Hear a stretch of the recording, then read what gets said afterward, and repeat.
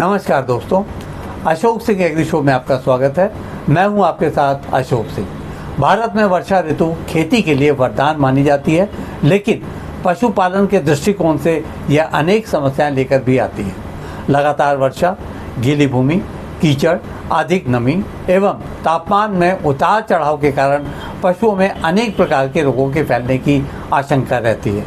आज के इस कार्यक्रम में हम बरसात में पशुपालन से जुड़ी समस्याओं, देखभाल, रोगों, सुरक्षा उपायों और उनकी प्रोडक्टिविटी से संबंधित विषयों पर जानकारी दे रहे हैं। एपिसोड शुरू करने से पहले एक बार फिर आपसे निवेदन करना चाहेंगे कि इस वीडियो को अंत तक अवश्य देखें, ताकि आप भी इसमें दी जा रही जानकारियों का भरपूर लाभ उठा सकें। तो दोस्तों, कार्यक्रम की शुरुआत करते हैं। हर साल पशुपालकों को बरसात के मौसम में पशुपालन से संबंधित तमाम तरह की समस्याओं का सामना करना पड़ता है।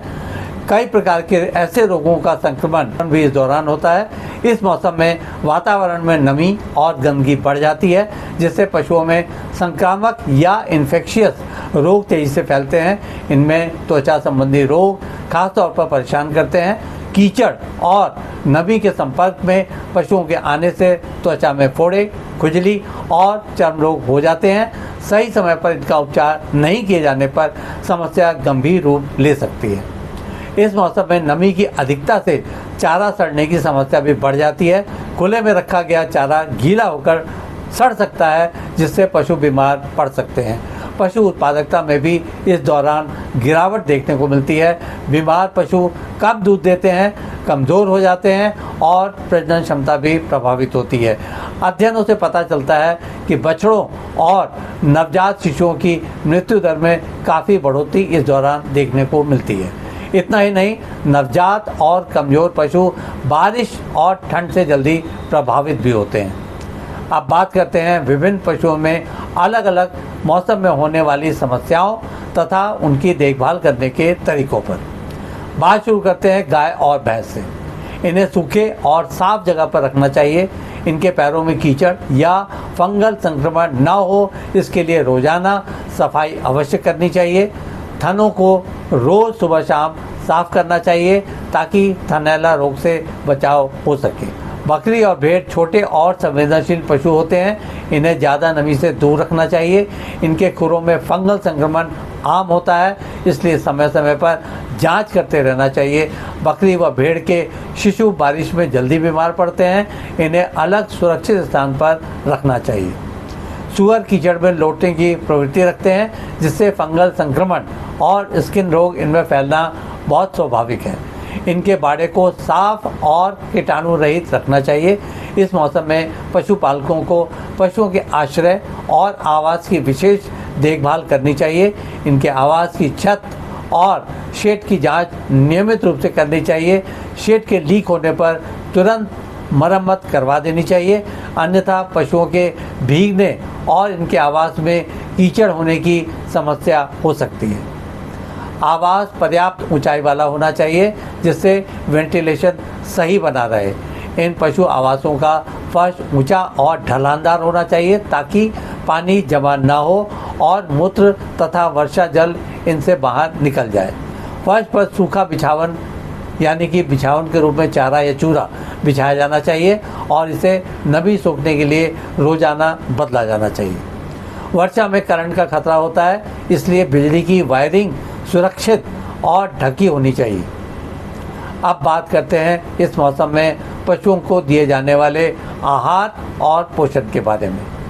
भरसक कोशिश करनी चाहिए कि पशुओं को सूखा और स्वच्छ चारा दिया जाए। गीला चारा सड़ जाता है और पेट के रोगों का कारण बन जाता है। वर्षा ऋतु में पशु कम सक्रिय रहते हैं, इसलिए ऊर्जा युक्त चारा देना चाहिए। नमक, खनिज पशुओं के पाचन और पोषण के लिए आवश्यक होते हैं। इनकी समुचित मात्रा उपलब्ध करवाई जानी चाहिए। बरसात का जमा पानी दूषित होता है और इससे संक्रमण फैल सकता है, इसलिए स्वच्छ जल उपलब्ध करवाया जाना चाहिए।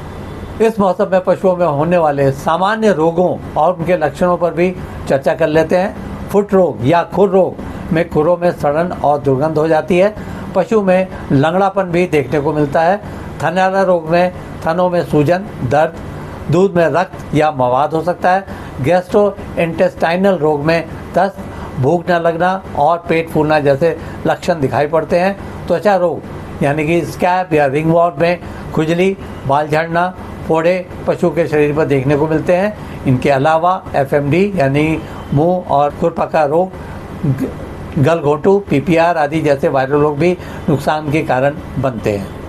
पशुपालकों को ऐसे रोगों के लक्षण दिखाई पड़ने पर समय रहते सावधान हो जाना चाहिए तथा इनकी रोकथाम के उपायों पर ध्यान देना चाहिए, जैसे पशुओं का समय पर टीकाकरण करवाना, मक्खी, बच्चर, जूं आदि रोग फैलाते हैं, इनसे सुरक्षा की जरूरी इंतजाम करने तथा डीवॉर्मिंग यानी कृमिनाशक दवा के लिए हर 3 से 4 महीने पर पशुओं को कृमिनाशक देना चाहिए।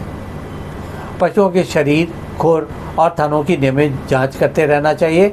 इसी तरह से नवजात और कमज़ोर पशुओं की सुरक्षा की जानी चाहिए।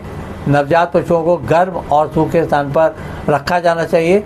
जन्म के तुरंत बाद शरीर सुखा देना चाहिए और नाभि को आयोडीन से साफ करना चाहिए।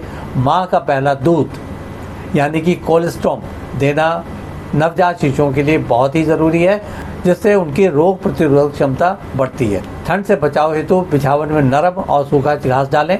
इस अवधि में पशुपालकों को क्या क्या करना चाहिए और क्या नहीं करना चाहिए, इस पर भी बात कर लेते हैं।